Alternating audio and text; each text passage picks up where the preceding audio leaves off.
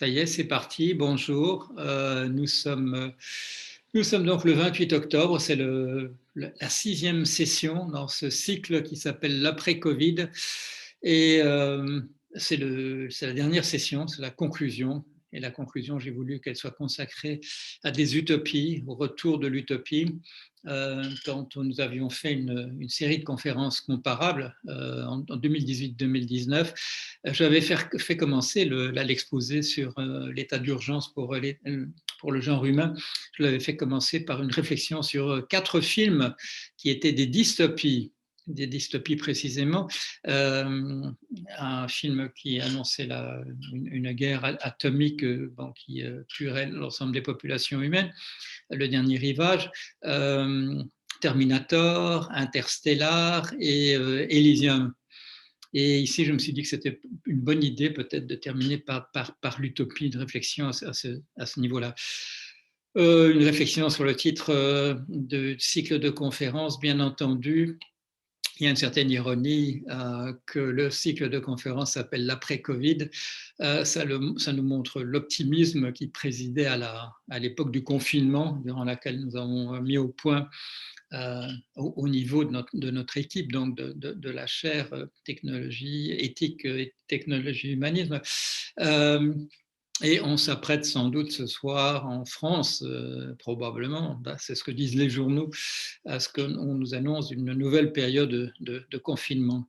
Ce qui souligne le caractère tout à fait exceptionnel quand même de ce genre de choses, d'une pandémie, de ce qu'on a appelé à d'autres époques un fléau, une plaie, une calamité. Nous ne sommes pas véritablement équipés pour cela. Et aussi, j'attirais l'attention là-dessus durant le cycle de 6 conférences. Il y a eu une époque, la période de 1945, disons 70, où le souvenir d'un événement aussi marquant que la Deuxième Guerre mondiale nous avait, maintenu dans une sorte d'alerte permanente par rapport à des crises de ce type-là. Et nous sommes entrés dans une sorte de complaisance vis-à-vis une confiance dans le monde autour de nous qui nous a empêchés de bien réagir. Et au point et ça a été un thème un petit peu des 5 conférences précédentes et des discussions que nous avons eues, comment expliquer le peu de réflexion, le peu de conclusions tirées, le peu d'impact des leçons qu'on a pu tirer sur la suite. Et j'y réfléchissais, bien entendu, en particulier tout à l'heure, avant de commencer la conférence. Quand on regarde un petit peu à l'époque du Conseil national de la résistance, à l'époque de différents projets comme l'État-providence, quand on regarde les articles de John Maynard Keynes dans les années 30, il y a quand même une constante qu'il faut souligner. Ce n'est pas qu'on ne sache pas ce qu'il faut faire, ce n'est pas qu'on tire les leçons, mais il y a un poids considérable dans nos sociétés attribué aux syndicats patronaux. Et il faut quand même bien reconnaître que la responsabilité de ne pas faire ce qu'il faudrait faire est quand même dans la plupart des cas, ça commence en 1929 après la crise, la plupart des bâtons mis dans les roues, c'est quand même de ce côté-là que ça vient.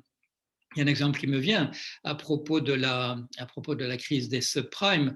Il y a un certain nombre de choses dont on savait qu'il fallait, des mesures qu'il fallait prendre, et en particulier qu'il y avait un État aux États-Unis, la Caroline du Nord, où une crise du type de la crise des subprimes ne pouvait pas apparaître parce qu'un certain nombre de règlements existaient dans cet État. Et là, c'est une chose peu connue, mais sur laquelle moi je suis tombé, parce que c'était mon métier de le savoir, parce que je travaillais dans ce secteur. 5 millions de dollars ont été mis, ce qui à l'époque était une somme considérable. Donc dans les années 2004-2005, 5 millions de dollars ont été mis à la disposition des politiques dans différents États américains pour qu'ils empêchent qu'une législation du type de celle de Caroline du Nord s'installe dans le pays, aux États-Unis, par l'association des prêteurs, Mortgage Lenders Association. un syndicat patronal. Quand on m'a posé la question, parce que bon, j'avais prévu cette crise de manière assez détaillée, qui est responsable de cette crise, j'ai dit la Mortgage Lenders Association, l'association patronale des prêteurs au niveau donc des prêts immobiliers, choses de cet ordre-là. Et le plus remarquable, c'est que les gens, en général, qui m'interviewaient, qui étaient des journalistes, ont conclu en disant « Ah oui, donc on ne sait pas. » Alors je répétais, je dis « Si, on sait. » Mais je suppose que c'est considéré comme faisant à ce point part du monde tel qu'il est, qu'on met cet élément-là entre parenthèses. Ça rejoint bien entendu les réflexions dont j'ai parlé à plusieurs reprises, en 2008-2019, et dans ce cycle-ci aussi, les travaux de Horace Kess et Conway sur les marchands de doute, c'est-à-dire les sommes considérables qui sont dépensées par le milieu des affaires pour empêcher que la vérité soit connue. Et ça va de campagne de presse au financement de rogue scientists, de scientifiques mercenaires qui sont prêts à écrire des articles qui disent le contraire de ce que le consensus de leurs collègues dit. Mais voilà, bon, donc ce n'est pas le sujet de mon exposé. Je n'aurais pas mentionné ceci si nous ne savions pas que tout à l'heure, le président de la République en France nous parlera de mesures qui sont à nouveau des mesures contraignantes. L'idée qui est partout dans les déclarations gouvernementales, c'est celle d'un arbitrage entre la santé et la santé des populations et l'économie. Il faut arriver à un équilibre entre un certain nombre de morts de la pandémie et un certain nombre de pertes, un niveau de perte dans l'économie. Or, c'était véritablement, je dirais, le sens non seulement de l'exposé que j'ai fait sur l'économie, le numéro 2 dans la série, mais aussi des chroniques que je fais dans les journaux financiers. L'évidence est là. Les pays qui se sont attaqués aux problèmes de santé véritablement en prenant le taureau par les cornes sont les pays qui ont résolu le problème économique automatiquement. Cette idée qu'il y a une sorte d'équilibre à maintenir, que l'optimisation, ce serait un certain nombre de morts pas trop grands et des pertes pas trop grandes pour l'économie, a été démentie immédiatement par les faits. Arrivé au mois de mars ou au mois d'avril, on le savait déjà. Nous sommes maintenant en octobre, fin octobre, et quelque chose donc qui est su entièrement, qui est su depuis des mois et des mois, ne parvient pas à parvenir au sommet au niveau des décisions. Espérons qu'on aura une bonne surprise ce soir. Et là, je crois quand même, il y a peut-être d'autres explications, mais je crois quand même que effectivement le rôle, je vais appeler les choses par leur nom, le rôle nocif joué par les organismes patronaux là-dedans et vu les rapports de force qui existent dans notre société, est quand même extrêmement dommageable. La Chine, bon, vous l'avez entendu, j'ai critiqué la Chine assez considérablement dans les exposés précédemment. Il faut lui reconnaître quand même des mérites. Et si on peut aller si vite, je dirais, vers les solutions, il est quand même bien possible que justement l'absence des syndicats patronaux joue peut-être un rôle là-dessus. Ceci dit, il faut dire que, et là c'est quelque chose d'assez constant dans l'histoire récente, je dirais, bon, justement dans la période à partir de la Deuxième Guerre mondiale, les syndicats patronaux dans d'autres pays ont souvent eu des positions, je dirais, plus progressistes, plus innovantes que dans nos pays à nous, et en particulier les États-Unis qui sont en situation très difficile. Bon, on en a discuté vu vu la présidence actuelle, les syndicats patronaux aux États-Unis ont quand même des attitudes tout à fait différentes. Je vous rappelle que c'est en 2019 que le Business Roundtable, qui réunit, c'est une sorte de club des présidents, directeurs, présidents-directeurs généraux des très grandes entreprises américaines, a pris une décision quasi unanime contre la conception de M. Milton Friedman que l'entreprise appartient aux actionnaires et que toute son activité doit être dirigée vers la satisfaction des actionnaires. Et là, grande déclaration, si bon souvenir, par 196 dirigeants de grandes entreprises américaines en 2019, disant que non, l'ensemble des stakeholders, des parties prenantes, doit jouer, c'est-à-dire les employés de l'entreprise, les clients, la société tout autour, le monde environnant en termes de sa protection, et ainsi de suite. Donc, une approche très, très différente. Et tout à l'heure, aujourd'hui, vous avez peut-être vu ça, une déclaration du président de Microsoft, qui n'est plus M. Bill Gates depuis très longtemps, disant dans une conférence de presse, faut-il remettre en question le capitalisme? Alors, on n'en est pas encore là au niveau du MEDEF. La question ne débouche pas nécessairement automatiquement sur une réponse, mais c'est une question qui commence, voilà, aux États-Unis, dans les milieux patronaux. Le patron de Microsoft n'est pas une personne négligeable dans ce paysage-là où on se pose cette question. Alors, les utopies, qu'est-ce que c'est donc une utopie? C'est une représentation d'un monde idéal vers lequel on pourrait peut-être aller et qu'on pourrait mobiliser les énergies, la pensée, les ressources pour aller vers cela. Et avant de poser des questions d'ordre général, je vais peut-être quand même consacrer un certain temps à quelques tentatives remarquables qui ont été faites pour réaliser véritablement sur Terre des utopies qui avaient été d'abord écrites, qui avaient été rédigées, qui avaient été proposées par des intellectuels probablement. Est-on arrivé à quelque chose? Et là, il y a, je dirais, à différentes époques, il y a des gens qui essaient de mettre ça en place. Je dirais l'effort le plus systématique et le plus, comment dire, qui a mobilisé le plus de personnes, c'est probablement dans les années récentes le mouvement hippie qui est parti des États-Unis et les tentatives qui sont faites maintenant de développer des éco-villages, des éco-communautés sur le terrain. Des tentatives sont faites véritablement. Quand on regarde les chiffres de population que ça représente, j'en discutais en particulier avec un de mes fils qui se trouve dans une communauté de ce type-là, et nous faisions une évaluation, je dirais, un petit peu sur le pouce, de combien de personnes ça représente en France en ce moment. Et nous étions tombés sur un chiffre entre 50 000 et 100 000 personnes, c'est-à-dire moins d'1% de la population. On nous dit ça se développe, etc. En même temps, quand on regarde les chiffres, il y a des chiffres récents qui sont tombés sur des populations en ville et à la campagne en France. Le mouvement ne va pas encore véritablement vers un retour à la campagne. Il y a toujours, oui, nous connaissons tous des gens qui se déplacent. Oui, j'habite à Vannes plutôt qu'à Paris, mais ça ne représente rien. Et par rapport au flux véritablement migratoire, ça ne suffit pas du tout à compenser le mouvement qui continue à être un mouvement de concentration dans les villes.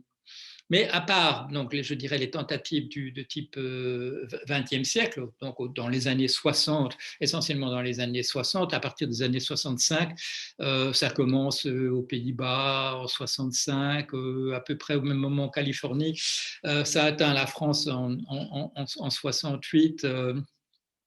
Une réflexion sur d'autres types de vie possibles. Et en France, cela donne lieu en particulier à un film qui s'appelle Lance 01. Je vais regarder exactement à quelle époque le film est produit, c'est un peu plus tard. 73. Bon, donc c'est 5 ans après 1968. Et donc c'est l'initiative, ce sont les gens autour d'un journal dont on parle beaucoup en ce moment, Harakiri, et en particulier les chroniques de GB, les chroniques de GB qui s'appellent l'an 01 et qui donnent lieu donc à un film un des premiers, c'est peut-être le premier film donc de Jacques Doyon, où on trouve beaucoup de beau monde. On trouve pas à peu près tout le monde qu'on connaît. On trouve Miu Miu, on trouve Gérard Depardieu, on trouve Coluche. Tout le monde est là, souvent dans des premiers rôles. Et qu'est-ce que c'est donc l'an 01? On arrête tout. Voilà, l'an 01, on arrête tout. Et voilà. Malheureusement, bon, la réflexion dans le film s'arrête à peu près à ça. Ce sont surtout, si vous ne l'avez pas vu, ça mérite d'être vu. En particulier, vu les acteurs prestigieux qu'on trouve là dans des premiers rôles. Mais il n'y a pas véritablement de solution. J'ai retenu, parce que je l'ai regardé à nouveau récemment, j'ai retenu quelques réflexions. À un moment donné, on dit l'an 01, mais qui est-ce qui finance ça? Et quelqu'un dit, c'est financé par Pékin, sur un ton, je dirais, sérieux. Donc, comment dire, quelque chose de toujours pertinent, cette idée qu'un autre type d'approche, d'une certaine manière, est liée à la Chine. Bien entendu, quand on parle en 73, eh bien, ça fait partie des représentations que s'il y a des choses qui remettent l'ordre en question, c'est nécessairement des choses dont Pékin assure le financement. Alors, des réflexions très amusantes sur le fait de qu'est-ce qu'on va faire? Eh ben, on va planter du gazon parce qu'après, il faudra couper du gazon. Donc, voilà, on va quand même continuer à s'occuper de choses et d'autres. Bien entendu, pas du travail en usine, pas du travail en bureau, mais on va quand même faire des choses. Et encore une réflexion finale, et là on reconnaît, je dirais, la patte de Kavanagh, dont ça a été un des thèmes principaux de ces réflexions, le fameux Kavanagh avec ses livres sur les Rital, les Ruskov, des livres splendides, Stop crève. Que ce qui nous rend triste, en fait, c'est l'idée qu'on doit mourir un jour.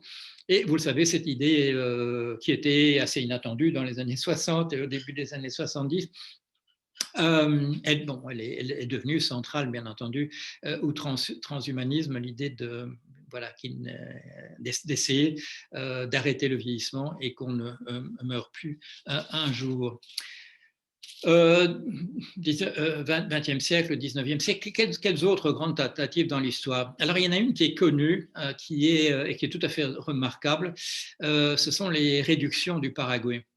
Réduction du Paraguay, qu'est-ce que c'est? Eh bien, vous le savez, donc là, ce sont essentiellement les pays anglo-saxons qui colonisent l'Amérique du Nord, mais c'est l'Espagne et le Portugal qui colonisent l'Amérique centrale et l'Amérique du Sud. Alors, des expériences catastrophiques, choc de civilisation à proprement parler, puisqu'il y a la rencontre de deux civilisations qui ignoraient entièrement l'existence des autres, même pas par ouï-dire. On connaissait, l'Occident connaissait la Chine par ouï-dire et par des choses qui venaient de là, de la porcelaine, de la soie, et des choses de cet ordre-là, des inventions comme les nouilles et les pâtes, la boussole, le gouvernail des tambours, la poudre à canon, des choses de cet ordre-là. Mais là, cette Amérique, on ne la connaît pas. On n'a jamais entendu parler de ça. Et le choc est absolument brutal. Et brutal des deux côtés. Une civilisation brutale dans ses pratiques rencontre une civilisation brutale dans ses pratiques aussi, celle des envahisseurs. Quand est-ce que ça se passe? Essentiellement au XVIe siècle. Christophe Colomb découvre, si l'on peut dire, parce qu'il y a des Indiens, des Amérindiens Arawak à Cuba, arrivent à Cuba en 1492. La conquête du continent à partir des années 1500, et donc une expérience tout à fait particulière, rencontre d'États véritablement organisés, comme l'État inca, comme l'État aztèque. En Amérique du Sud, on n'a pas de pyramides construites, on n'a pas de villes en dur. Il y a les populations amazoniennes et des populations dans toute la région, je dirais, qui s'étend sur l'Argentine, le sud du Brésil, le Paraguay et l'Uruguay, des populations qui sont des populations de type amazonien, c'est-à-dire avec construction de huttes, parfois même très élaborées en bois, mais pas de villes en dur. Et essentiellement deux grandes populations, les Tupis et les Guaranis. Et rencontre l'art qui se fait essentiellement, je dirais, par l'arrivée de colons, l'arrivée de bandits, bien entendu, mais avec un métissage immédiat des populations, c'est-à-dire beaucoup de mariages entre des Espagnols mâles qui arrivent là et des Amérindiennes, beaucoup rapidement d'enfants métis et des révoltes des populations locales contre la colonisation, contre la présence de bandits, et un projet s'installe qui, d'une certaine manière, on peut dire, tient véritablement compte de l'expérience catastrophique du siècle précédent. Dans l'expérience précédente, il y a de nombreux missionnaires qui sont là et qui font encore, je dirais, un inventaire. Et chose très intéressante, les missionnaires prennent souvent le parti des populations locales. Ce sont des franciscains qui encouragent les populations du Mexique à écrire leur propre histoire. Ce sont des franciscains qui inventent très très rapidement un alphabet pour la langue nahuatl et qui encouragent des personnes à écrire l'histoire des événements qui se sont passés dans leur langue, la langue du Nahuatl. Au XVIIe siècle, une expérience va naître donc du côté sur une surface assez grande donc de ces quatre pays, Argentine, Brésil, Uruguay et Paraguay, une tentative menée là par les jésuites de constituer un État idéal. Cet état idéal sera appelé les réductions du Paraguay, on pourrait les appeler les missions du Paraguay, mais l'expression réduction vient d'une encyclique ou d'une bulle où il est dit ad vitam civilem et act ecclesiam reducti sunt. Ils ont été réduits à la vie civile et à l'Église, et donc le mot de réduction, il vient de là. En 1609, les jésuites fondent la première édiction de Loreto.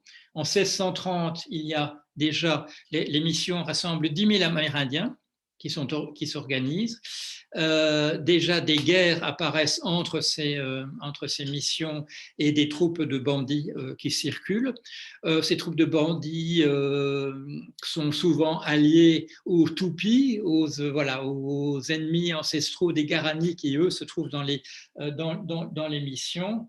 Un siècle plus tard, c'est plus de 100 000 personnes qui vivent à l'intérieur de ces missions. Le chiffre culmine en 1732 à 141 000 personnes dans 30 réductions. Alors, que se passe-t-il ? La colonisation est d'un mode tout à fait particulier, c'est-à-dire que les jésuites qui créent les missions prennent la responsabilité totale de l'organisation et ce sont eux qui négocient avec les gouvernements de l'Espagne et du Portugal. Ils payent un impôt en fonction du nombre de personnes rassemblées dans les missions. Dans ces missions, le travail est organisé. On travaille 6 heures par jour.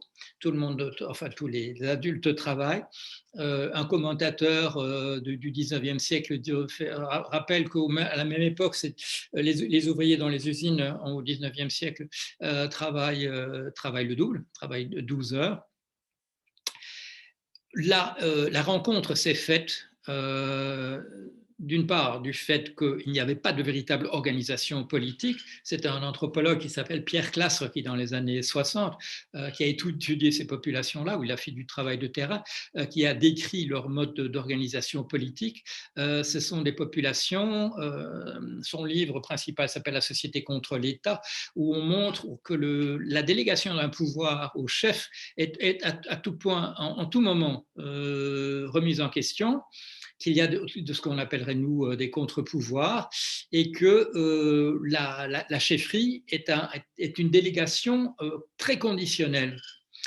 Par ailleurs, la religion des Guarani est une religion qui parle de la vie après la mort, qui met l'accent sur la mort comme étant une dimension importante de la vie par rapport à laquelle il faut réfléchir. Il y a dans les religions traditionnelles un ciel et un enfer, et donc considère les jésuites, il y a là un terreau tout à fait favorable pour l'évangélisation. Vous savez sans doute, les jésuites avaient une expérience malheureuse en Chine et au Japon, où en particulier l'image d'un Dieu crucifié était très très très mal passée, c'était pas assimilable par les populations qui le recevaient, et donc ce message-là est très fort mis entre parenthèses dans la tentative des réductions du Paraguay. Les commentateurs de l'époque parlent véritablement, effectivement, d'une utopie de paradis sur Terre. Les critiques, bien entendu, sont là aussi. On parle d'infantilisation des populations qui se consacrent à l'artisanat, et les horloges faites par les Guaranis, qui demandent donc, je dirais, des techniques d'artisanat très, très avancées, sont réputées. Le roi d'Espagne accorde aux Guarani, à l'intérieur donc, de l'organisation des réductions, de pouvoir porter des armes. Et lorsqu'il y a une attaque par des rebelles sur Buenos Aires, il y a une armée de Guarani qui se rend là avec une organisation encadrée par les jésuites pour libérer Buenos Aires. Des guerres sont permanentes avec des troupes de raideurs qui essaient de prendre des populations en esclaves. Cela existait dans l'époque précolombienne, cela existe aussi durant l'époque donc espagnole, des tentatives donc d'asservir les populations. Une vie très organisée. Là aussi, une chose qui particulièrement, je dirais, marche bien dans la rencontre de ces deux cultures. Les Indiens, dit-on, sont enthousiastes aux processions, eux qui ont un très grand goût pour les défilés, les danses où on est décoré par des tatouages, par des décorations du corps, par de grandes parures de plumes, s'embarquent avec enthousiasme dans les rituels de l'Église catholique. Tout le monde se rend à la messe, toute la population se rend à la messe. Si je m'en souviens, c'est à 6 heures du matin pendant un certain temps, les femmes d'un côté, les hommes de l'autre. Et ensuite, chacun va qu'à ses occupations. Beaucoup de loisirs, on ne travaille que 6 heures par jour. Beaucoup de temps consacré au concours de tir à l'arc et à la musique qui plaît particulièrement, et il y avait une musique bien entendu locale, et la musique devient, des orchestres existent de Guarani faisant de la musique. Si vous avez vu, il y a un très beau film qui a été fait, qui s'appelle The Mission, un film de Roland Joffé, avec de très bons acteurs comme Jeremy Irons, Robert De Niro, Liam Neeson, qui rassemblent sur une période relativement courte un certain nombre d'événements liés aux réductions du Paraguay, et en particulier la fin de l'expérience. Et la fin de l'expérience n'est pas tellement due à des facteurs locaux, mais elle est due aux réactions de l'État espagnol et de l'État portugais et du Vatican lui-même contre ce qui finit par leur apparaître comme l'apparition d'un État dans l'État de la part des jésuites, et qui conduira à la suppression de l'ordre des jésuites au XVIIIe siècle. tout ça se termine à la fin du XVIIIe siècle, l'expérience. Je relis une phrase ici. Les Guarani entrent en rébellion sous la conduite du corregidor CP. Corregidor, c'est donc le pouvoir est un pouvoir comme chez nous par élection, chez les Guarani à l'intérieur de ces missions, sauf le corregidor qui est disons le président de la République et qui lui est nommé par les jésuites.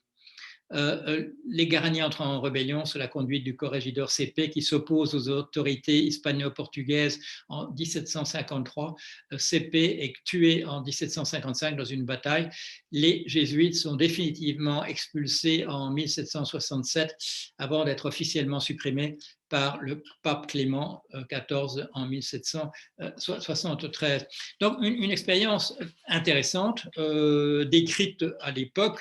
Il y a un livre fait par un Italien au XVIIIe siècle, j'ai bon souvenir, qui existe en traduction française, un livre très, très intéressant, des réflexions par des contemporains. Enfin, Edgar Quinet, que vous connaissez sans doute par la station de métro, Edgar Quinet à Paris, un violent défenseur de la laïcité, se moque des réductions du Paraguay, mais il est très isolé, il y a peu de critiques.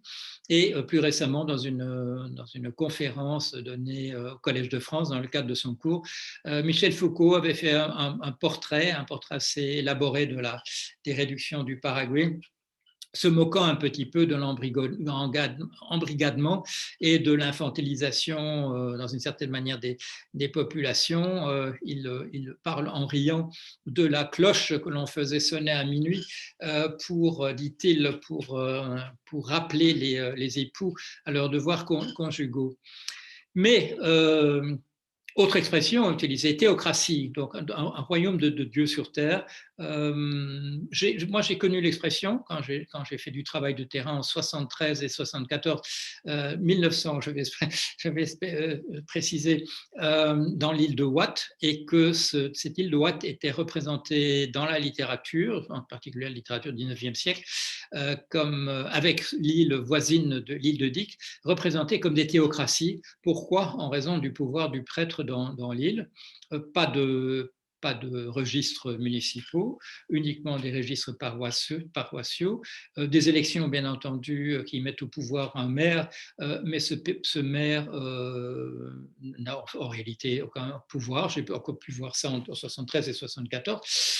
J'ai pu voir aussi un petit film de l'abbé Marquer qui était recteur, comme on dit, peu de temps avant mon arrivée, et qui se justifie, l'interview doit dater des années 90 ou quelque chose comme ça, et qui se justifie en disant « mais ça n'intéressait pas du tout les pêcheurs de gérer leur village, c'était un petit peu, comment dire, il aurait dit, c'est ma bienveillance naturelle qui m'a fait occuper de ces affaires ». Ce n'est pas vrai, parce que depuis le XVIIIe siècle, ça se passait exactement de cette manière-là. C'était le recteur, effectivement, qui s'occupait d'organiser ces petites sociétés. Qu'est-ce que ça représentait? Bon, à l'époque où j'y étais, c'était 450 personnes. Je ne sais pas, il dit que ça devait être à peu près la même chose. Mais il y a en particulier un sociologue de l'école de Le Play qui a écrit un petit ouvrage dans les années, je dirais 1890, je ne me souviens pas de la date exacte, qui s'appelle « Deux petites théocraties, l'île de Watt et l'île de Watt et l'île de Dic ». Autre tentative, et là plus proche de nous, et là je dirais une tentative, probablement la tentative la plus cohérente et la plus vaste en termes de nombre de personnes que cela a consacré, que cela a impliqué. C'est ce qu'on appelait à l'époque la révolution sociale. Alors c'est un terme qu'on a oublié, mais la révolution sociale, c'est entre 1820 et 1840 des tentatives de mettre en pratique véritablement ce que les idées de ceux que Marx et Engels avaient appelés les socialistes utopistes, c'est-à-dire donc Fourier, Cabet, Considérant, Proudhon, les héritiers de Saint-Simon, Sismondi et ainsi de suite, des tentatives assez systématiques dans les pays occidentaux. Ça touche l'Angleterre, ça touche la France, la Belgique, ça touche les États-Unis.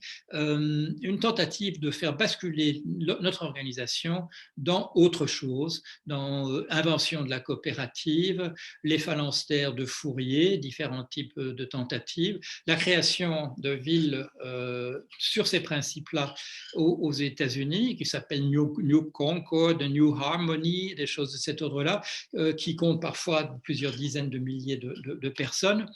J'en ai fait un petit peu l'historique à une époque où monsieur Hamon m'avait demandé de faire un historique de cela pour un colloque.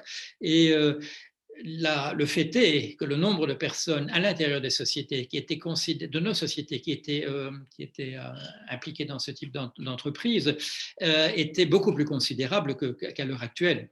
C'était un nombre important de gens qui se joignaient au mouvement des coopératives, des cités-jardins, un ensemble d'entreprises de ce type-là. Pourquoi est-ce que ça n'a pas marché? Je vais vous lire là un compte-rendu très intéressant qui date de 1909.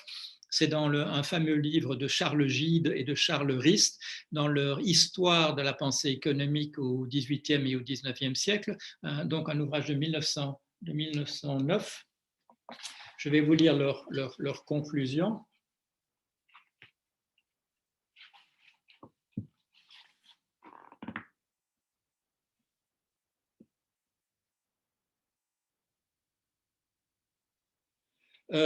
Après Marx, on englobera tous ses prédécesseurs sous le titre un peu méprisant d'utopiste, comme je viens de vous le dire, et on opposera à leur fantaisie le, entre guillemets, socialisme scientifique du capital. Entre les deux, il y a une cassure, et cette cassure, c'est 1848. Pourquoi 1848 ? Successivement mises à l'épreuve, dit J. Rist, toutes les formules se montrent vides. La révolution sociale est morte de la malveillance des uns, de l'impatience des autres, de la maladresse et la hâte de leurs promoteurs mêmes, qui font tomber petit à petit toutes leurs expériences de leur ridicule et l'odieux. L'opinion fatiguée finit par confondre dans la même réprobation les noms de tous les réformateurs. Et donc là, ce sont des personnes, bon, vous l'avez compris, J.D. Rist, ce sont des gens qui sont plutôt favorables à ce type d'entreprise, mais ils constatent que ça n'a pas marché. Et ça n'a pas marché pour différentes raisons. D'abord, une opposition de fait. On a parfois envoyé l'armée effectivement pour empêcher des tentatives de ce type-là, de type ZAD, comme on dirait maintenant. Et où là aussi, on voit, à notre époque aussi, on voit des choses de cet ordre-là, de suppression des tentatives de cet ordre-là. Mais aussi beaucoup, quand on regarde une certaine naïveté par rapport aux formules économiques qui permettent au monde environnant d'exercer assez rapidement une activité de prédation sur des choses qui marchent, comme les coopératives. Les coopératives sont mal préparées à une concurrence à l'intérieur d'un monde capitaliste, et il est assez facile par différentes manœuvres de faire disparaître ces tentatives, par exemple en mettant au point des méthodes qui permettent d'acheter tous les produits qui sont pas chers dans les coopératives, de les revendre ailleurs et ainsi de suite. D'utiliser les bons, dans d'autres exemples, utiliser les bons d'accès gratuit à un certain nombre de choses pour aller les monnayer par ailleurs. Le système est peu protégé contre l'extérieur. Et aussi, un des handicaps, c'est la naïveté des personnes impliquées. Je vais vous lire parce que c'est intéressant. C'est un monsieur Joshua Warren, c'est un nom qui est connu dans l'histoire de l'anarchisme aux États-Unis, qui avait été un des participants justement à la création de la ville qui s'appelait New Harmony aux États-Unis et qui était fondée sur les principes de Owen, donc l'inventeur de la coopérative New Harmony dans l'Indiana. Il récapitule ce qui furent les problèmes qui affligèrent ce qu'on appelle aujourd'hui l'économie sociale et solidaire. Je le cite, Monsieur Joshua Warren, nous avions un monde en miniature, nous avions reparcouru les étapes de la Révolution française, produisant nous des cœurs désespérés plutôt que des cadavres, il nous apparaissait que nous avions été vaincus par l'une des lois propres à la nature, qui est celle de la diversité, ce que nous appelions nos intérêts unifiés, ce que nous appelions nos intérêts unifiés était en réalité en conflit direct avec les individualités des personnes et des circonstances et avec l'instinct de survie lui-même. Donc, c'est-à-dire, c'est une chose qu'on observe encore et qu'on a pu voir aussi dans le mouvement hippie, une naïveté quant au fait que nous pourrions, nous changer nous-mêmes. Vous le voyez, bon, c'est encore un message quand dans certains mouvements de type utopiste maintenant, il suffit que nous nous changions nous-mêmes et tout va s'arranger. En 2000 ans, nous ne sommes pas arrivés à nous changer de manière considérable. Ça ne se décide pas ainsi. Et donc, des gens qui ont participé à différents types de tentatives disent nous nous faisions des illusions sur notre capacité à mettre un certain nombre de choses entre parenthèses. Ce sera aussi le message de Sigmund Freud dans le livre qu'il consacre en 1930 aux utopies en particulier. C'est donc le livre qui s'appelle Malaise dans la civilisation, on appelle maintenant Malaise dans la culture, un livre donc publié en 1930 qui n'est pas une réflexion sur la psychanalyse mais qui est une réflexion sur le genre humain. C'est la suite d'un livre qu'il avait publié peu de temps avant qui s'appelait L'avenir d'une illusion, qui était une réflexion sur la religion. Et là, Freud vient avec un certain nombre de constatations, je dirais, on pourrait dire désabusées, sur des choses qui, dans la nature de l'homme, empêcheraient que l'on puisse véritablement mettre des utopies en place. Une des choses qu'il dit et qui dérive de la psychanalyse, de son expérience de psychanalyste, c'est l'agressivité, dit-il, est un donné de la nature humaine. Et si on réprime l'agressivité que nous manifestons envers d'autres êtres humains à l'extérieur, ce qui se passe, c'est que cette agressivité, nous l'installons, elle reste là et elle s'adresse à nous-mêmes, c'est-à-dire qu'elle se manifeste à notre propre niveau, sous la forme de ce que lui appelle le surmoi, et qu'on appelle aussi, maintenant, voilà, de l'angoisse, de l'anxiété, le sentiment de culpabilité, le sentiment permanent qu'on ne fait pas bien les choses, qu'on pourrait faire mieux, et ainsi de suite. Cette agressivité contre nous-mêmes, nous dit Freud, c'est une agressivité en fait que nous avons le choix simplement de l'exercer contre nous-mêmes ou contre le monde extérieur. Il y a là une somme d'énergie que nous ne pouvons pas tout simplement éliminer. Autre réflexion de Freud, dit-il, l'amour du prochain, c'est splendide, mais nous n'arriverons jamais dans une situation réelle. Parce que ce que nous englobons dans le nous, qui est celui de l'amour que nous diffusons autour de nous, qu'il n'y ait pas un reste, qu'il n'y ait pas un résidu de personnes à l'extérieur qui, eux, seront exclus et qui peuvent tomber rapidement dans la situation d'être des boucs émissaires pour les choses qui ne marchent pas. Et enfin, par rapport à l'utopie marxiste, il fait la remarque suivante en disant nous pouvons essayer de supprimer toute concurrence dans le domaine économique, de pacifier véritablement les relations économiques, mais ce que nous n'arriverons jamais à pacifier, c'est la concurrence des hommes pour une femme très aimable et la concurrence des femmes pour un homme très aimable. Là, quoi que nous fassions, cela existera toujours, et les inégalités par rapport à la beauté, aux différents types de qualités que nous pouvons avoir, elles sont données par la nature, elles ne sont pas de notre royaume, nous ne pouvons pas en décider. Alors, encore quelques réflexions sur cette fois-ci, sur des représentations possibles. Vous savez, il va y avoir une discussion entre nous à Lille sur la science-fiction. La science-fiction, bien entendu, ou ce qu'on appelle la science-fiction, parfois il n'y a pas du tout de science, c'est simplement de la fiction. Ce sont des utopies ou des dystopies, un domaine qui s'ouvre à de la réflexion sur ce que pourrait être véritablement un monde pacifié, un monde plus aimable. Dans le domaine français, le film La Belle Verte de 96 de Colline Serrault avec du beau monde. Voilà, des gens très jeunes ou relativement jeunes, ou en tout cas dans leur premier rôle, comme Marion Cotillard, Vincent Lindon. Et là, une représentation, je dirais, comment dire, qu'on appelle parfois de manière un peu moqueuse bisounours. Il existe un monde ailleurs où la vie est absolument parfaite et absolument idyllique. Et là, je ne sais plus pour quelle raison, il y a une expédition qui vient sur la Terre pour essayer de vérifier quelque chose. Et grâce à un pouvoir magique des gens qui viennent de cette autre planète, qui sont des êtres humains comme nous, on peut rendre les gens aimables et résoudre les problèmes. C'est une représentation, je dirais, très, comment dire, très liée à la représentation éco-communauté, voilà, d'un monde idyllique d'après l'effondrement, d'après la Covid. C'est très amusant, c'est très bien fait. Mais là aussi, on le reproche qu'il faudrait d'abord que nous nous changions complètement quant à notre nature telle que nous sommes avant de pouvoir réaliser ça.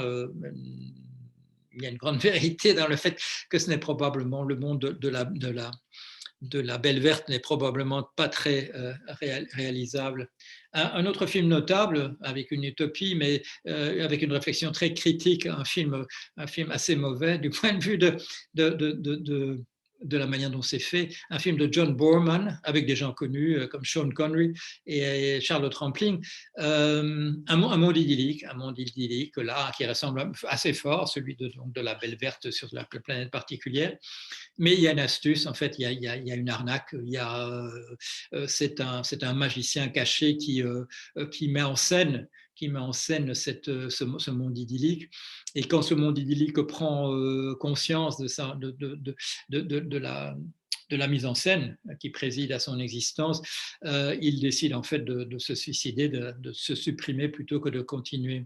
C'est une variation sur le thème du magicien d'Oz, The Wizard of Oz, un livre connu, très connu des enfants américains, très peu connu chez nous, parce que c'est une histoire qui n'a pas du tout marché chez nous. Elle est très américaine, c'est un roman pour les enfants de 1900.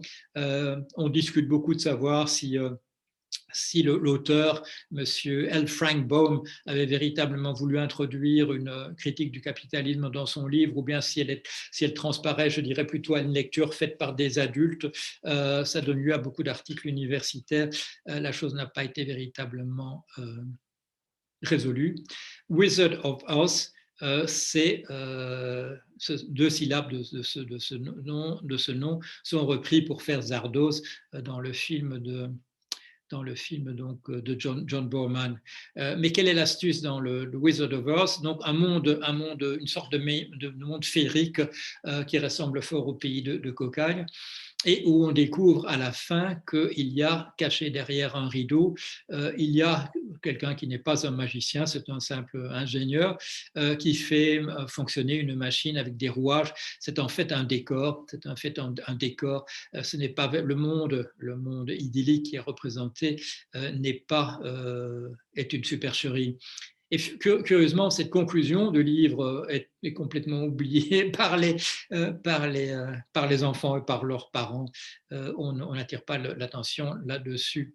Un film, donc le roman 1900, un film qui a joué un rôle important dans l'histoire du cinéma, un des premiers films en Technicolor, The Wizard of Oz, fait en 1939, avec Judy Garland dans le rôle de Dorothy, la fille qui est enlevée par un cyclone au départ du film et qui se retrouve à nouveau dans sa ferme dans le Kansas à la fin du film. Et aussi pour les amateurs, une chanson super connue que tout le monde connaît, Over the Rainbow, par-delà l'arc-en-ciel, qui est tirée de ce film.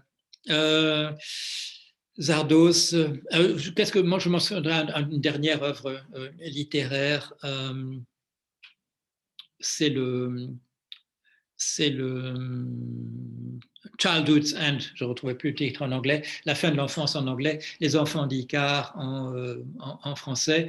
Un film, bon, le roman est un roman donc, de 1954 d'Arthur C. Clarke, qu'on connaît aussi pour, c'est lui aussi qui a fait l'histoire du film Une Odyssée de l'espace 2001 et beaucoup d'autres histoires. Et là, le message est un message intéressant, c'est que les êtres humains ne seront pas sauvés par eux-mêmes, ils seront sauvés par des extraterrestres qui arrivent par une fusée et qui décident finalement que ce qu'il faut faire, c'est faire disparaître la société humaine. Les enfants de la société humaine vont constituer une sorte de cerveau universel, mais ils décollent, ils s'élèvent dans le ciel un beau jour, et les parents restent là, qui sont condamnés au suicide. La plupart choisissent le suicide plutôt que de continuer à vivre dans un monde dont les enfants ont entièrement disparu. Petite astuce dans le film, les extraterrestres qui viennent se cachent très longtemps, on ne voit pas qui ils sont, et quand ils apparaissent 15 ans plus tard, on comprend la raison pour laquelle ils n'ont pas voulu se montrer, c'est que ce sont les diables de nos représentations, et ils expliquent, c'est parce que nous sommes venus, nous étions déjà venus autrefois, on nous a vus déjà, et la représentation est restée. Une astuce particulièrement glaçante dans ce roman de Clarke et dans le film, la mini-série télévision qui a été réalisée par la suite et très, très bien faite d'ailleurs. Donc un message de fin, que l'utopie en réalité c'est la fin de l'humanité, que les enfants sont sauvés, mais ils vont aller habiter tout à fait ailleurs et ils ont fusionné en une entité particulière. Et d'une nature tout à fait différente. Je vais terminer la réflexion par, je viens de mentionner, mini-série. Comme vous le savez, les grands romans de Dickens et de Victor Hugo, à l'époque, qui paraissaient en feuilleton dans les quotidiens, ont été remplacés par les séries. Les séries ont un avantage par rapport à la littérature, c'est qu'il ne faut pas imaginer soi-même la représentation visuelle. Elle nous est donnée par le cinéma, par la télévision. Et là, réflexion intéressante, et je vous dis, c'est par ça que je vais terminer. Un film, The Fight Club, un film V comme Vendetta, et la série Mr. Robot.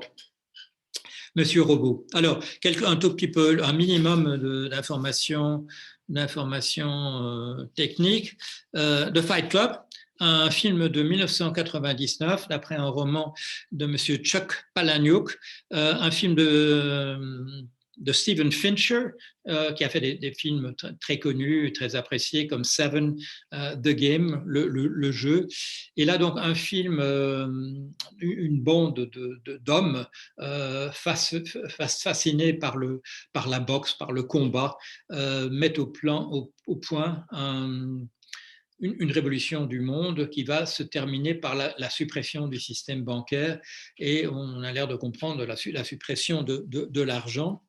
Un thème très comparable apparaît dans une bande dessinée de M. Alan Moore qui paraît à partir de 1982 et qui donnera aussi lieu à un film, donc le film V pour Vendetta, un film de 2006, et film réalisé par un monsieur James McTeague, mais dans les coulisses, les personnes qui à l'époque étaient les frères Wachowski, qui avaient fait la série La Matrice et qui sont depuis les sœurs Wachowski.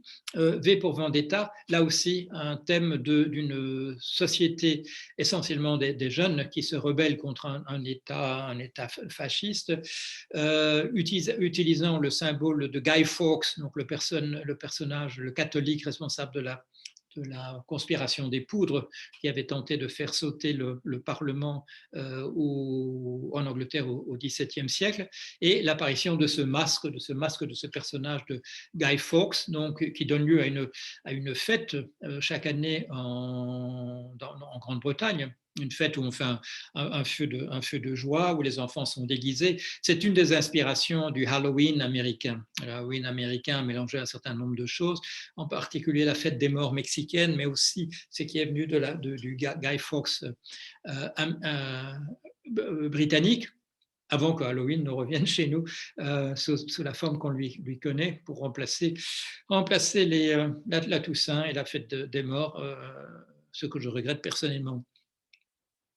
Même thème dans la série de 2015-2019, la série de Sam Esmail, Mr. Robot, une série qui a eu un énorme succès, 45 épisodes, donc voilà, il y a beaucoup de temps passé devant son poste, mais une réflexion très intéressante sur le hacking, sur les jeunes qui font qui sont dans le milieu de l'informatique, les gens qui font du code, et une rébellion, là aussi, une rébellion de la société contre le monde de l'argent, une tentative de faire disparaître l'argent.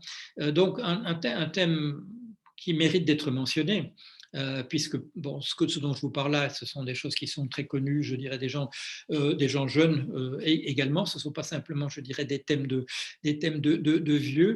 Une utopie d'un monde sans argent. Il apparaît que le souci de la plupart des gens, comment faire pour que le monde soit meilleur qu'il ne l'est, retombe souvent sur cette réflexion qu'un monde sans argent serait sans doute le monde qui nous conviendrait. Ce qui conduit à des réflexions comme celle de ce président de Microsoft qui lui pose la question aujourd'hui ou hier dans la soirée, est-ce qu'il ne faudrait pas réfléchir à un monde sans capitalisme, je suppose comme une étape vers un monde sans argent. C'était déjà, ça fait partie bien entendu aussi de l'utopie de la révolution sociale des années 1820-1848, époque où la tentative a capoté. Pourquoi est-ce qu'elle capote en France en 1848 ? Parce qu'il y a une révolution. La révolution débouche sur des élections, et les élections font venir au pouvoir une coalition de monarchistes et de bonapartistes, pas vraiment les gens qui allaient dans le sens de la révolution sociale, d'un monde de coopératives, de phalanstères, d'organisations de petits pipis sur le terrain, d'amour libre, un certain nombre de choses. Je vais terminer sur la constatation finale de la série Mr. Robot, si vous ne l'avez pas vu, et je regrette de vous d'offrir ce qu'on appelle un spoiler, de vous dire le fin mot de l'histoire. Donc, toute la série est sur le thème, et je vous dis, c'est très très bien fait. Ils ont eu énormément de prix, et ils sont mérités. Des enquêtes auprès des téléspectateurs donnent souvent une cote de 100% d'opinion favorable pour les épisodes de cette série. Donc, ils sont reconnus pour la qualité pas nécessairement du message, mais de la réalisation, mais du message sans doute aussi. Et là, la conclusion qui apparaît, je ne sais plus si c'est dans l'avant-dernier ou dans le dernier épisode, quand il y a une réflexion sur tout ce qui a eu lieu sur le fait qu'effectivement il y a eu une redistribution de l'argent qui appartenait à cette société qui dominait, cette grosse banque qui dominait un petit peu le monde. Quand les protagonistes posent la question de qu'est-ce que ce serait véritablement une vie qui serait une vie idéale. Et là, il y a cette réflexion qui est faite, c'est la vie que j'ai vécue, mais sans la souffrance.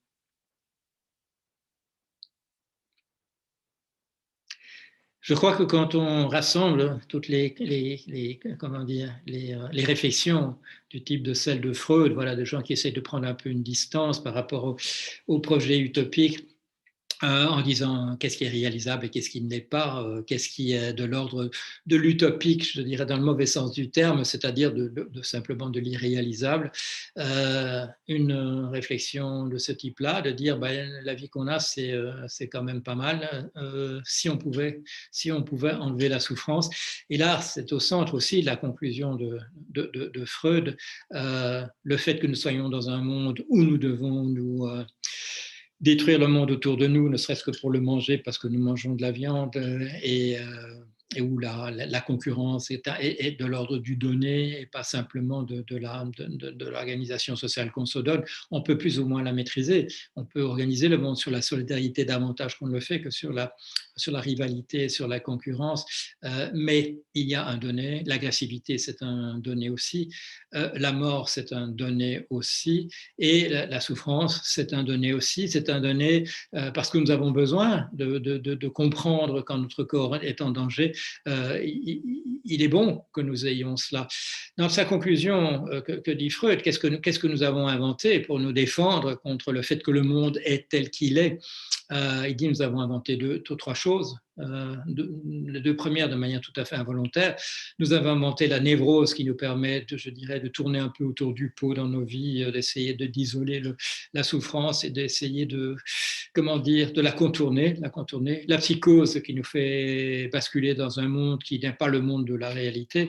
Et là, nous sommes véritablement coupés de nos contemporains. Nous n'avons plus de contact. Et la troisième chose que nous avons là découverte et que nous utilisons de manière systématique et qui représente un grand danger pour nous personnellement, c'est l'anesthésie sous toutes ses formes. L'anesthésie essentiellement sous la forme de la drogue, mais aussi dans le discours de Freud, sous la forme des illusions, des représentations illusoires, des représentations du monde tel qu'il n'est pas en réalité, mais de manière massive, l'alcool, les drogues, et qui nous permettent d'oublier le monde tel qu'il est. Alors voilà, je termine la série des 6 conférences. Je vous remercie pour ceux qui étaient là aujourd'hui, et nous allons ouvrir la discussion pour une demi-heure.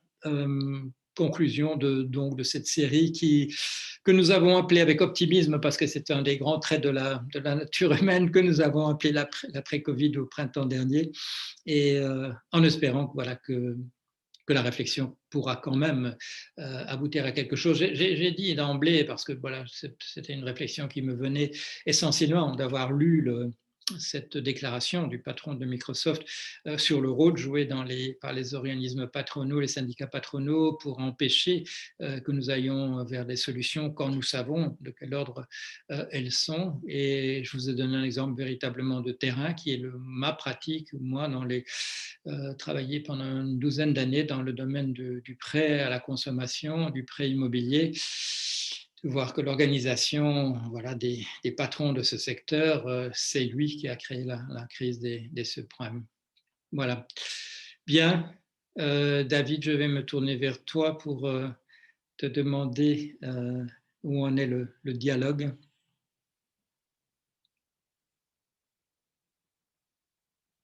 Ah. Je n'entends personne. Est-ce que quelqu'un veut intervenir? Est-ce que quelqu'un voudrait dire quelque chose?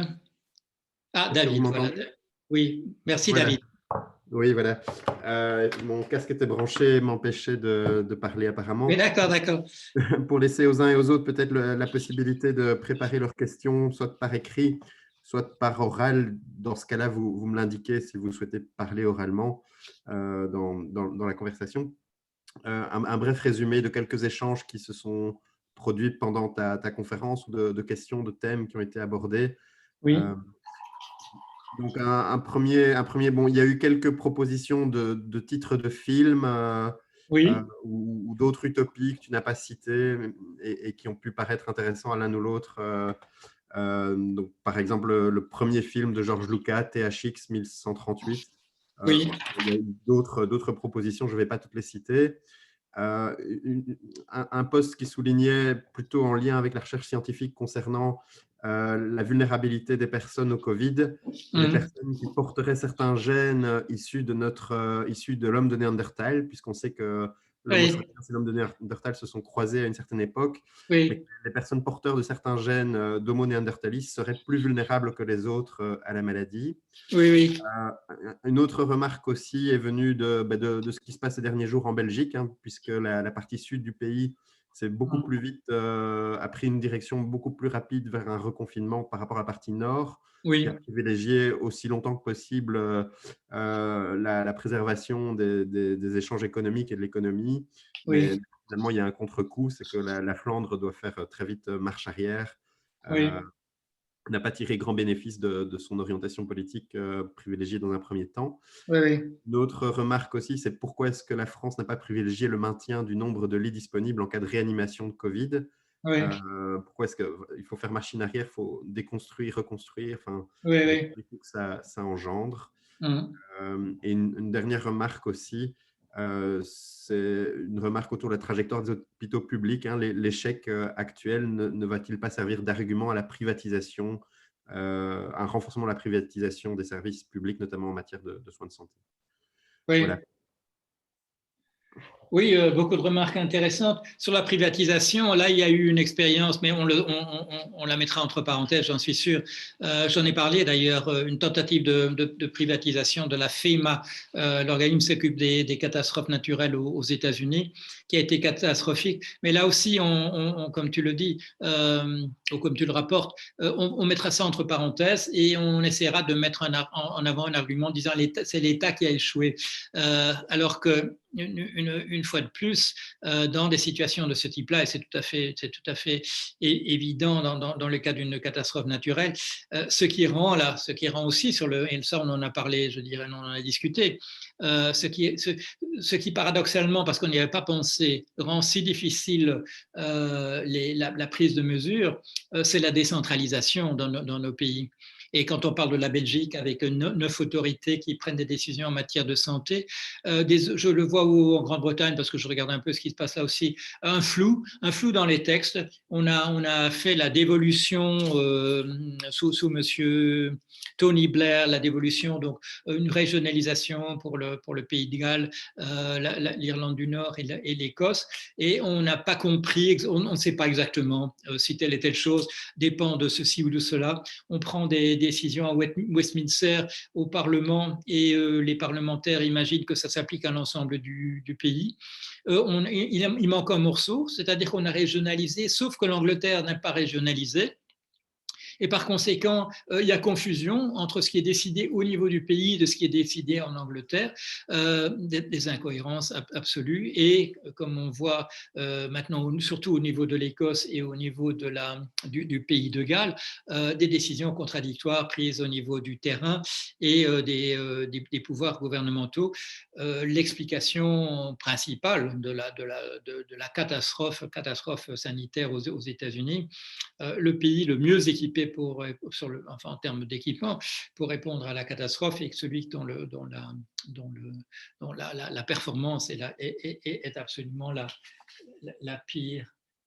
Oui, les liens en réanimation, oui. Pourquoi ce démontage? J'ai posé la question, je ne connais pas la réponse. Pourquoi a-t-on démantelé aussi rapidement les structures? C'est un peu sans doute comme on a une tentative à dire on a surréagi. Au lieu de dire on n'a pas bien, on n'a pas.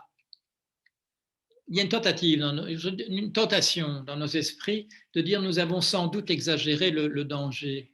Un bon exemple, et j'ai encore eu une discussion à ce sujet-là récemment avec quelqu'un, le bug de l'an 2000. On nous dit, vous voyez bien, ça n'a pas eu lieu. Pourquoi est-ce qu'on a tellement parlé de cette histoire, etc. Et simplement, pourquoi dit-on que ça n'a pas eu lieu et que donc on avait surréagi, qu'on avait exagéré le problème? Simplement parce que les gens ne savent pas que l'organisation qui était nécessaire, les dizaines de milliers de programmeurs qui ont travaillé là-dessus et qui ont résolu le problème.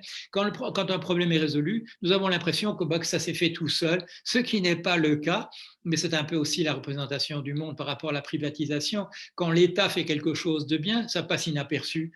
Pourquoi? Parce qu'il n'y a pas de publicité qui sont faites autour, parce que justement, il n'y a pas de gens qui se vantent que ça ait marché, etc. Et du coup, l'État, quand il réussit, est dans une position défavorable. Mais ça ne veut pas dire que l'État réussit toujours, et en particulier dans les cadres, voilà, comme je viens de le dire, dans des cadres de régionalisation dont on n'a pas pensé à toutes les conséquences possibles, c'est-à-dire qu'il fallait maintenir des structures qui pouvaient prendre des décisions au sommet parce qu'on va plus vite, parce qu'on est mieux organisé, parce qu'il n'y a pas des marges de profit qui doivent être prises à tous les niveaux de décision et que du coup, ça coûte beaucoup plus cher et qu'on dépend d'une succession de gens qui se réunissent ici et là pour prendre les décisions. d'une certaine manière, ça reflète notre optimisme et le fait qu'on a vécu dans une période extrêmement favorable, le fait qu'on ait oublié que les catastrophes peuvent venir et qu'elles peuvent être des catastrophes absolument massives. Alors, Le film THX, je ne l'ai pas vu. Donc, si la personne qui a posé la question voulait nous en dire un petit mot rapidement, ce serait peut-être pas mal. Donc, c'est Vincent, je pense. Vincent Trey, si vous souhaitez en dire un petit mot, brièvement, vous pouvez prendre la parole oralement en allumant votre micro. Oui, ben c'est un film, vous m'entendez? Oui, on vous entend, oui. D'accord. C'est un film de science-fiction et dans lequel on voit des gens qui marchent de façon presque robotisée, mais ce sont des vraies personnes qui sont sous surveillance permanente par des caméras. En particulier, ils vivent dans des petites cellules, ils ont des caméras en fait dans l'armoire à pharmacie quand ils doivent prendre des médicaments, donc ils sont sous surveillance. Et en fait, ils suivent des longs corridors uniquement pour aller au travail, sur des itinéraires. Ils sont totalement sous surveillance. Et il y a aussi donc, des policiers absolument terrifiants qui sont des robots, en fait, mais qui ont une forme humaine et qui sont habillés tout en noir. Et ils contrôlent les gens uniquement avec des grandes perches noires. C'est très, très impressionnant. C'est vraiment un très bon film. J'ai trouvé que c'était vraiment excellent. Ça ne ressemble pas trop à une utopie, à mon sens. Ça ressemble plutôt à une dystopie, si je vous permettez. Une dystopie, oui. Ah, d'accord, très bien, parfait. Oui. Alors, il y a deux autres réactions. Oui. Une réaction d'Alain Pierrot qui dit, mais au fond, est-ce qu'on n'est pas face aujourd'hui à la tentation de l'insularité comme lieu de bien-être, au repli sur soi, à la recherche d'un refuge, sur le modèle des riches qui se replient sur leur île privée, ou bien de la colonisation extraterrestre comme fuite de la Terre, ou recherche d'un lieu pour échapper, je dirais, à la catastrophe. Deuxième remarque, c'est plutôt un commentaire de Gilles Roquette, hein, qui souligne la conférence remarquable qui nous emmène des anarchistes à Arthur Clarke, en passant par les addictions palliatives de Freud, un échappatoire parmi d'autres aux nombreuses détresses qui surgissent autant qu'aux rêves que poursuit l'espèce humaine dans ses errances. Oui. Oui, l'insularité, bien entendu, c'est une solution fantasmatique. Il y a un fameux proverbe Lovedou que j'ai entendu prononcer, je crois, pour la première fois par Lévi-Strauss. Rentre chez toi parce que dans le ventre de ta mère, tu ne rentreras jamais. Ça, je dirais, c'est presque Freud qui parle dans ce proverbe, puisqu'il nous dit que nous avons connu le paradis. Et le paradis, c'est quand nous étions nourrissons avant le sevrage, avant que nous ayons... Il dit nous sommes dans un délire de bonheur narcissique, mais tout à coup, on découvre que le monde est plus compliqué que cela et que le lait ne vient pas toujours exactement au moment où on voudrait, et ainsi de suite. Ça rend un peu au thème, à l'idée que l'utopie, ce serait et là, bon, avant Freud, bien entendu, c'est un thème qu'on trouve chez Nietzsche de manière tout à fait classique, c'est-à-dire que la tragédie grecque nous a expliqué ce que c'était que la destinée d'être humaine. Ce sont des tragédies, ce sont des conflits, ce sont des choses irréconciliables. Antigone qui doit à la fois accepter qu'elle vit dans une société et rendre compte à l'État, mais qui ne veut pas trahir la piété qu'elle doit à son frère mort. Voilà, toutes ces choses insolubles véritablement qui nous sont données et dont Nietzsche nous dit dans Naissance de la tragédie que en fait la plupart des grands drames humains ont été déjà bien expliqués à une époque et que les gens venaient pour voir ça et que savaient qu'on n'allait pas rire mais qu'on allait comprendre quelque chose. Bien entendu, beaucoup de ces thèmes ont été repris sous des formes diverses à d'autres époques avec des subtilités additionnées, comme les grands thèmes des tragédies grecques qu'on retrouve chez Shakespeare et ensuite chez d'autres dramaturges, et puis d'autres types de tragédies qui apparaissent avec les nouvelles sociétés où nous sommes. Comme dans le film Le Dernier Rivage, on the Beach, notre fin provoquée par une guerre thermonucléaire. Oui. Oui. Alors, en attendant qu'une autre question apparaisse, moi j'ai une question ou une réflexion à te Oui, partager. oui, Je serais intéressé d'avoir ta réaction, ton avis. Quand il y a eu la première vague de Covid-19 et que nous avons tous été plongés dans un premier confinement, on pouvait percevoir dans les médias, dans les réactions sur les médias, dans les médias sociaux également, le désir d'un autre monde, effectivement, ce qui a aussi animé la thématique du cycle de conférences que tu nous as proposé à une époque où on ne s'attendait pas encore à une seconde vague. C'est cette idée qu'un autre monde pourrait peut-être surgir de cette expérience. Et même dans l'expérience du confinement, même s'il y avait des expériences difficiles, douloureuses, oui, il y avait aussi énormément d'aspirations positives et oui, donc aussi d'élan utopique. Mon constat, c'est qu'on ne voit pas ce même élan revenir aujourd'hui et non, qu'on vit davantage cette seconde vague comme une sorte de fatalité. Et j'ai plutôt l'impression que nous sommes comme résignés, déprimés, fatigués aussi, oui, et ressentant une forme de, oui, un petit peu comme cette fatalité dont les Grecs parlent, hein, ce destin qui oui, s'abat sur nous. oui. Est-ce qu'on pourrait dire que nous ne sommes plus capables, au fond, d'utopie dans la situation présente? Et est-ce qu'aussi un échec de nos politiques aussi, c'est leur incapacité flagrante à nous proposer aussi un récit qui donne de l'espérance en fait à la population, qui nous permette, un peu à l'instar de ce que Churchill avait fait quand il a emmené toute la Grande-Bretagne dans la Seconde Guerre mondiale, mais il a su aussi parler de l'après et faire rêver ou donner de l'espoir sur cet après-là. Et nos politiques elles-mêmes sont quelque part comme abattues et résignées. Enfin, quelle est ta Oui. réflexion par rapport à ça? Oui, ben, d'une certaine manière, la, la disparition, la mise en arrière-plan de l'utopie pourrait être, je dirais, faire partie de ce que Max Weber appelait le désenchantement du monde, c'est-à-dire une remise en question de représentations qui seraient de représentations illusoires, une lucidité supplémentaire qui nous permettrait de comprendre effectivement comment, ce que nous sommes, à l'intérieur de quel monde, etc. La difficulté, c'est effectivement de lire un livre comme Malaise dans la civilisation de Freud et ne pas le refermer en disant c'est tellement pessimiste, il aurait mieux valu que je ne le lise pas, ou lire La naissance de la tragédie de Nietzsche et se dire oui, c'est vrai, oui, mais qu'est-ce qu'on fait à partir de maintenant? Ceci dit, je voudrais évoquer une chose. C'est une histoire que j'avais racontée à Grégory Maclès. Grégory Maclès, c'est mon co-auteur dans la bande dessinée qui s'appelle La survie de l'espèce, qui est apparue donc chez Bon Souvenir en 2011. Et comment est-ce qu'on faisait le livre? En particulier, il me posait des questions, je lui racontais des histoires. Et il décidait oui ou non si on allait en faire le représenter sous forme de bande dessinée. Et je lui ai un jour raconté une histoire et il m'a dit voilà, je sais ce que je vais faire.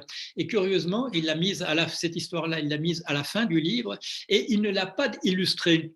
Il a simplement écrit en blanc sur un fond noir la retranscription de l'histoire que je lui avais racontée. Et la raison pour laquelle il l'a fait comme ça, vous allez sans doute la comprendre quand je vous dis de quoi il s'agit. C'est une histoire que je lui avais racontée, ça se passait sur la Malle. Et chez mon souvenir, c'était un voyage entre Zeebrugge et un des ports anglais. C'était avant le tunnel sous la Manche.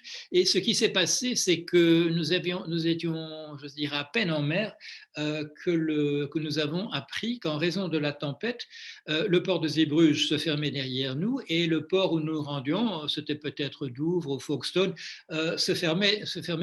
L'un se fermait derrière nous et l'autre se fermait devant nous. C'est-à-dire qu'on n'avions plus le choix. Il fallait qu'on reste sur l'eau jusqu'à ce qu'un des deux ports se rouvre. Et si ces ports étaient fermés, vous l'avez compris, c'est parce que ça secouait considérablement. Pour vous dire comment l'histoire se termine, bon, j'ai bon souvenir, ça a commencé en fin d'après-midi parce que j'ai un souvenir qu'il faisait clair au moment où ça commence. Et c'est au tout petit matin que nous avons finalement débarqué, qu'on nous a autorisé en fait à débarquer en Angleterre. Pendant le voyage, il y a eu exactement ce que tu viens de décrire, David. Il y a eu un découragement. Il y a eu un découragement de la part des gens. Il y avait des adultes, des parents d'enfants qui avaient abandonné de fait leurs enfants parce qu'ils vomissaient eux-mêmes dans un coin et que les enfants étaient à l'abandon. Et ce que j'ai vu apparaître là, c'est il y a une bande d'adolescents qu'est-ce qu'ils avaient? Je dirais entre 13 et 18 ans. Je ne sais pas s'ils se connaissaient avant, mais en tout cas, ils se sont organisés, ils ont pris en main le moral des troupes. Ils sont allés près des enfants qui étaient abandonnés par leurs parents, ils ont réconforté les parents, ils se sont demandé ce qu'on pouvait faire, ils ont rassemblé les enfants, ils sont occupés d'eux, c'est-à-dire qu'il y a eu une prise de pouvoir. Il y a eu une prise de pouvoir et cette prise de pouvoir n'a pas été le fait d'adultes. Elle a été le fait de... Bon, moi j'ai essayé d'aider comme je pouvais. Il se fait que j'avais le pied relativement marin, mais c'est vrai qu'on était dans une situation qui ressemblait au radeau de la Méduse, c'est-à-dire que les gens avaient abandonné. Ils avaient véritablement abandonné. Il y avait un fatalisme qui s'était installé, et je dis même de parents vis-à-vis de leurs enfants qui se trouvaient autour d'eux. Mais la relève a été là. La relève a été là, et voilà. Et donc, Grégory Maclès, au lieu d'illustrer, il n'a pas voulu illustrer, il a simplement repris ce récit et il l'a écrit. Et pour en faire la fin optimiste de notre livre qui s'appelle donc la survie de l'espèce, qui est une réflexion sur sur nos sociétés, essentiellement sur l'économie, la finance, etc. C'est un livre qui a été traduit en allemand, en particulier, et il y a une tentative qui a lieu en ce moment d'en faire une série télévisée. Voilà, on retombe sur les séries télévisées. J'espère que ça marchera et qu'on pourra je pourrais sans doute montrer le pilote dans peu de temps, et j'espère que ça marchera. Alors, il y a deux autres questions. Une première question qui est toute simple, mais qui n'est pas si simple que ça, en fait, qui t'est posée. Si utopie il devait y avoir, quelle serait-elle? Vers quel type d'utopie se tourner aujourd'hui? C'est peut-être une question qui t'est davantage adressée à toi, Paul. Quelle serait ton utopie pour l'après-crise Mais bon, j'en ai parlé un peu la fois précédente, quand j'ai parlé des propositions que je fais, qui sont des propositions de type politique depuis un certain temps. Je devais aller sur France Culture pour parler de la gratuité vendredi, mais l'équipe technique a le Covid et on vient de le décommander. Malheureusement, ça ne se fera pas tout de suite. Il y a un certain nombre de propositions que je fais, que j'ai résumées la fois dernière. Une taxe sur le travail des machines, interdiction de la spéculation au sens que le mot a en finance, mais qui représente la moitié des sommes qui circulent à l'intérieur du système financier, étendre la gratuité plutôt que le revenu universel pour protéger, parce qu'il me semble que une démarchandisation du monde de la survie dans le bon sens, c'est-à-dire de ce qu'il nous faut pour vivre du jour au lendemain, qu'une démarchandisation serait sans doute une bonne chose. Et ça, c'est un des thèmes de ces trois Fight Club, V pour Vendetta et Mr. Robot. Il y a des messages contre le consumérisme, contre le fait que nous produisons des choses dont nous n'avons ni véritable besoin, ni même le véritable désir, que c'est une production artificielle de type publicitaire, de type propagande qui nous conduit des modes artificiels, de la destruction de choses qui conduisent à un gâchis énorme. Là, c'est un thème qui apparemment est prégnant auprès d'une certaine, peut-être pas de toute la jeunesse, mais d'une partie de la jeunesse apparemment. Donc un rejet du consumérisme, d'un matérialisme exagéré. Je crois, ce que je propose dans mon système politique, dont j'avais dit, que la demande m'était venue donc de Solidaris, les mutualités socialistes, c'est un projet de société viable. Ça résout pas la concurrence des hommes pour les plus belles femmes et des femmes pour les plus beaux hommes. Les problèmes de fond, ça ne s'occupe pas du fait que nous soyons mortels ou non, mais pour rendre la société davantage vivable. Faire, comme je l'ai dit dans une présentation que j'ai fait TEDx, une de ces présentations TEDx que j'ai faite là sur un thème qu'on m'a demandé, c'était imaginer une société sans argent. Je crois effectivement que si l'on se réveillait, que si la plupart des gens se réveillaient que si les gens se réveillaient dans un monde sans argent demain, la plupart des gens considéraient qu'une partie considérable de ce qui fait comment dire, la souffrance dans le monde humain, pas la souffrance physique, mais une souffrance d'un autre ordre, que ça aurait été éliminé du fait même. Donc je crois que cette idée d'un monde sans argent, d'un monde où on résoudrait sur le plan pratique comment dire, la concentration de la richesse grossière qui est celle de notre monde, où on nous dit qu'il n'y a pas d'argent pour ceci ou pour cela, et où une personne, quand Notre-Dame de Paris brûle, peut faire dans la soirée, peut faire un chèque de 30 millions pour aider à la reconstruction. Je ne dis pas qu'il ne faut pas la reconstruire, mais qu'une personne ait la capacité, elle, qui est une personne qui probablement dans les réunions dit il n'y a pas d'argent pour ceci ou pas pour cela. Je crois que ce thème-là était un thème extrêmement prégnant. Et on le voit je dirais, dans les discussions autour de la campagne électorale américaine. Du côté des partisans de M. Trump, il y a une peur panique devant des mesures qui pourraient être prises par M. Biden, qui, à mon sens, ne prendrait jamais les mesures de ce type-là, mais il y a une peur panique devant l'idée qu'il s'en prendrait à la concentration de la richesse. Parce que malheureusement, et nous le savons, il n'y a pas que les riches qui admirent la concentration de la richesse. J'ai eu l'occasion de parler du fait que quand moi j'habitais dans une communauté, donc j'en ai parlé tout à l'heure, de l'île de Watt, communauté de pêcheurs pauvres, il faut bien le dire, une admiration quand même que j'ai constatée pour le système économique qui est le nôtre, à partir de cette idée que, ou bien on pourrait par un effort supplémentaire, arriver à être parmi les gagnants de ce système, ou de manière, je dirais, plus féodale, de plus classique, c'est bien qu'il y ait un ordre hiérarchisé. C'est le pêcheur qui me dit, quand il me parle de la Mercedes qu'a acheté son marieur, je dis oui, mais toi qu'est-ce que tu as? C'est une Amicis. Et il comprend ma question et il dit moi je n'accepterai pas de vendre à quelqu'un qui n'aurait pas une belle voiture.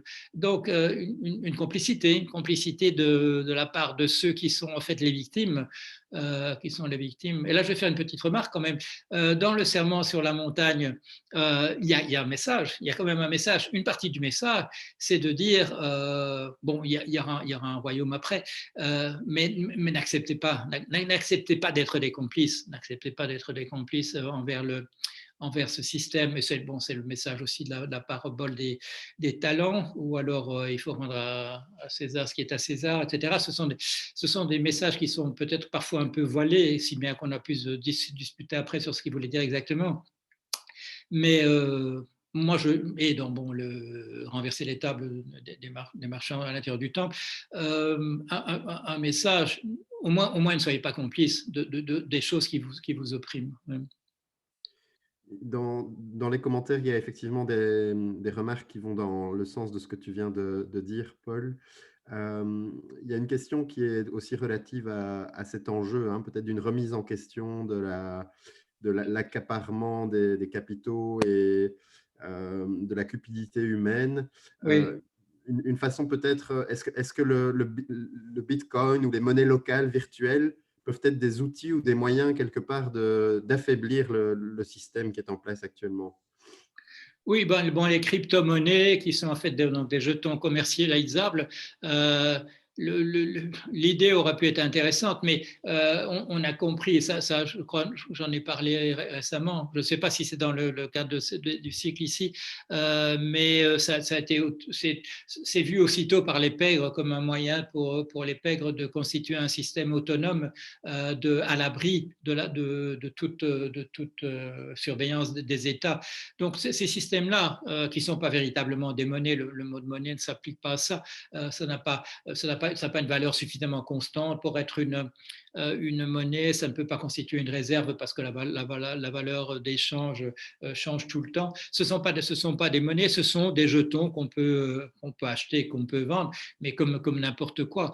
Et si on ne pouvait pas les vendre sur des marchés, on pourrait les vendre sur eBay, donc ça marcherait de la même manière. Ça à mon avis, ça n'a aucun intérêt, sauf voilà, dans une perspective, je dirais, libertarienne de destruction de l'État. C'est une possibilité, effectivement, de faire disparaître de l'argent d'un système de surveillance qui serait organisé par les États sous la forme des banques centrales. Les monnaies locales, bien entendu, elles sont apparues dans les utopies, dans la révolution sociale du 19e siècle. Ça a été utilisé sous forme de bons, sous forme de choses qui pouvaient circuler. Et là, je l'ai signalé, ces bons ont très rapidement pu être détournés parce que des gens ont trouvé comment soutirer l'argent qui a été représenté par ces bons vis-à-vis de l'extérieur, pour les faire apparaître en arrière-plan. Une étude est souvent présentée comme étant celle d'une monnaie une monnaie locale qui aurait fonctionné véritablement. C'est en Allemagne dans les années 20, à l'époque qui suit l'hyperinflation et où donc toute la monnaie perd sa valeur. Il y a des billets d'un milliard de marques et des monnaies locales apparaissent.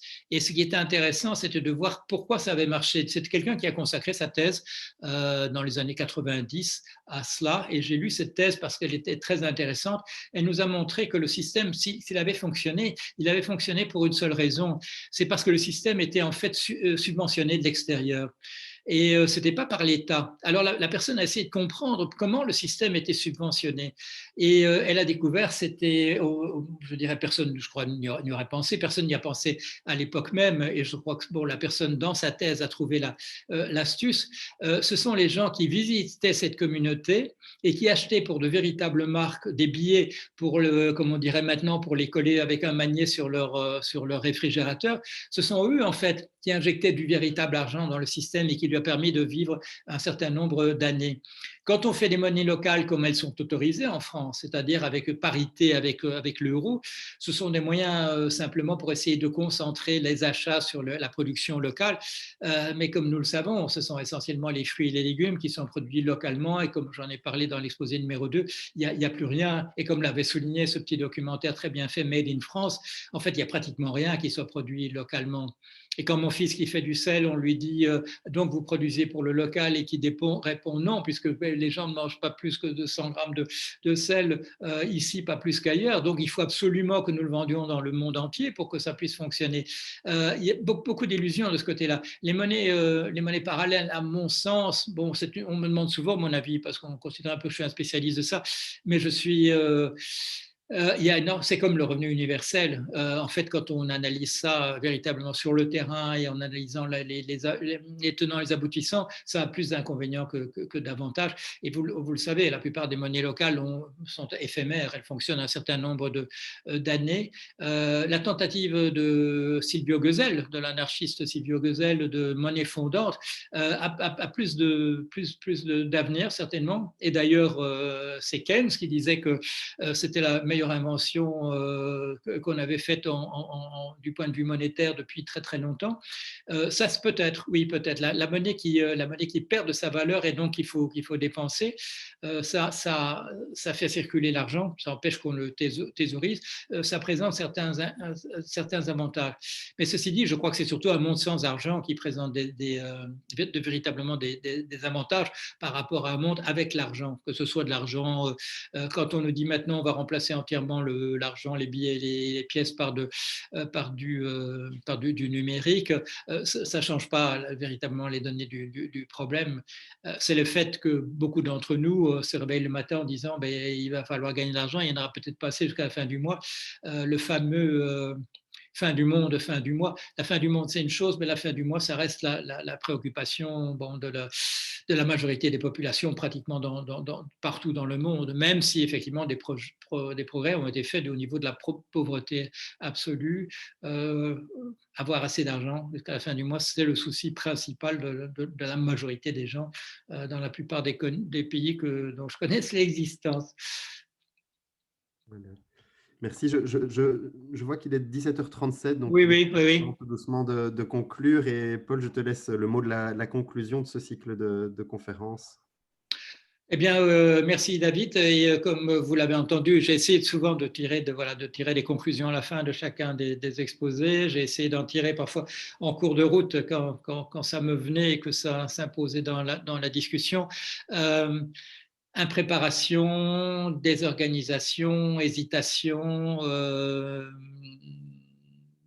problème qu'on n'avait pas imaginé par rapport à la régionalisation. Je crois que nous allons avoir, bon, ce soir, il va y avoir une déclaration. Espérons que sur ce plan de l'impréparation, de l'incapacité à tirer les conséquences, les conclusions qu'il faudrait, les hésitations, j'espère que cette compréhension que quand on est dans un processus de type exponentiel, chaque minute qui passe est une minute qui signifie un certain nombre de morts supplémentaires.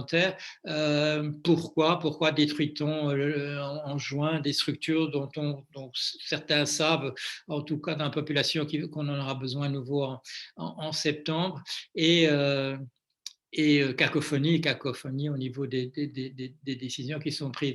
Je crois que bon, ça m'est venu, je n'avais pas réfléchi à cette remarque que j'ai faite sur les organisations patronales. Elle m'est venue parce que j'ai lu 5 minutes avant de venir ici cette déclaration de ce directeur de Microsoft. Oui, et l'exemple m'est venu d'avoir travaillé dans un secteur où effectivement le syndicat patronal a provoqué une catastrophe qui a coûté comme vous le savez, qui a coûté des milliers de milliards à l'ensemble du monde, et que quand on me demande qui est responsable, que je donne les noms, on me dit donc on ne sait pas. Je crois que c'est là que se trouve notre problème fondamental. Voilà, ce n'est pas une conclusion particulièrement optimiste, si ce n'est que ça va toujours dans le même sens que, contrairement à ce qu'a dit M. Valls, il vaut mieux comprendre les problèmes. Comprendre, ce n'est pas déjà excuser. Nous sommes des scientifiques, comprendre, c'est notre boulot. Et je crois que la compréhension nous mène quand même parfois par des parcours très sinueux, très tortueux vers la solution, mais la compréhension nous conduit vers la solution plutôt qu'à l'incompréhension ou les marchands de doute qui nous essayent de nous faire croire ce dont ils savent, quelle n'est pas l'explication. Cher Paul, un tout grand merci. Il y a énormément de remerciements dans les commentaires. Donc voilà, je tiens à te répercuter aussi ce retour. Très bien. Alors, il faut que je souligne. Oui. Il faut que je souligne vis-à-vis de ceux qui nous ont écoutés que c'est toi qui étais l'origine de l'idée de faire cette série de conférences. Voilà. Voilà. Et merci à Géraldine qui s'est occupée, elle, de toute l'organisation. Voilà, merci à toutes et tous. Et si l'effort du savoir nous pousse parfois à nous décourager de l'humain, c'est aussi par le savoir qu'on peut aussi retrouver des lumières d'espérance et d'espoir. Donc, et c'était aussi l'essentiel de ta conclusion, je dirais. Merci à toi, Paul. Merci à toutes et tous de nous avoir suivis, et à bientôt. Voilà. Au revoir et à bientôt.